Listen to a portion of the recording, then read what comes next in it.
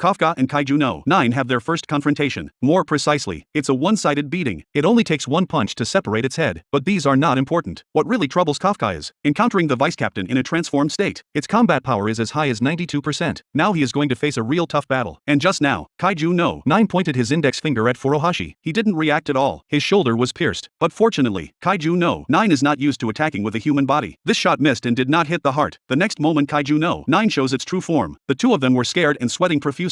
At this time, Kaiju No.9 thinks it's a pity to kill them all, so he decided to catch one and take it back for research. As soon as the words fell, Ichikawa immediately contacted the background. But unexpectedly, the enemy has the ability to shield signals. If they don't escape the coverage area, they won't be able to get help. Soon the enemy fired invisible bullets again. In a crisis, Ichikawa remembered the strategy information shared by Kokoro. When Kaiju No.9 shoots, you have to stare at the fingertips, predict and dodge based on the pre-swing action. So by careful observation, he dodged the attack, even found a gap to counterattack Kaiju No.9. But to say that victory is absolutely hopeless, so he gambled his life to cover Furuhashi and leave. With the dodge and Kaiju No.9 started the limit pull, but in less than half a minute, Kaiju No.9 is already tired of this mode. Then close the distance, then use proliferating cells to take range attacks. When Ichikawa had nowhere to hide, Furuhashi ran back, risking his life to push him away with all his strength. And at this time, Furuhashi has finally recognized himself. It turns out that this period was not about being jealous of Ichikawa, but rather a dissatisfaction with his own weakness and incompetence. Now it's his turn to protect others. At this time, Kaiju No.9 stated that without his permission, no creature can leave this area, so the two of them can't report to the main force at all. At this point, Furuhashi plans to join forces with Ichikawa, together to kill Kaiju No.9. At this moment, the two sides understand each other without saying a word. Furuhashi, who was bloodied, is responsible for covering. Give him the opportunity to attack. Kaiju No.9, who was obstructed, targeted Furuhashi again, but this time he has learned his lesson. He carefully observed the enemy's fingertips, predicted the trajectory of the bullet, dodged the attack in an instant, immediately gave Kaiju No.9 two more shots. Affected by the current, his actions became sluggish. Ichikawa, who was close at hand, unleashed his maximum combat power, fired continuously at the target. He who couldn't move could only take the damage head-on. Of course, with this method, it is impossible to kill Kaiju No.9. When the smoke cleared, only saw a wall made of yojo corpses, and the enemy appeared unscathed from it. Then Ichikawa was hit by several shots and was in a dying state. At the same time, the background reported the communication connection with Ichikawa and Furuhashi was cut off, and those yojo corpses were squirming. Kokoro saw at a glance that Kaiju No.9 had appeared. Kafka realized that his good buddy was in a bad situation. The scene returns here. Although the kaiju cells in the combat suit can block the wound, but the injury is too heavy to be of any help. At this moment, Kaiju No.9 has no patience to play anymore, so he casually shot Furuhashi a few times to waste him, then gave the dying Ichikawa a few more shots, planning to leave a breath to take back to the nest. Looking at the tragic scene in front of him, Furuhashi was filled with grief and indignation. Then he picked up a gun from the side and resisted with all his strength. As a result, there was no response when he pulled the trigger. He then realized that the gun had been broken long ago. At this time, Kaiju No.9 is preparing to blow his head, but facing death, Furuhashi still thought that Ichikawa could be saved, no matter who comes. And unexpectedly, Kafka came to the rescue, and Kafka picked up Ichikawa and prepared to take him back for treatment. However, the core of Kaiju No.9 is not in the head. It recovered as before in just 10 seconds. Now Kafka had to put his good buddy aside first, prepare to vent the anger that had just piled up.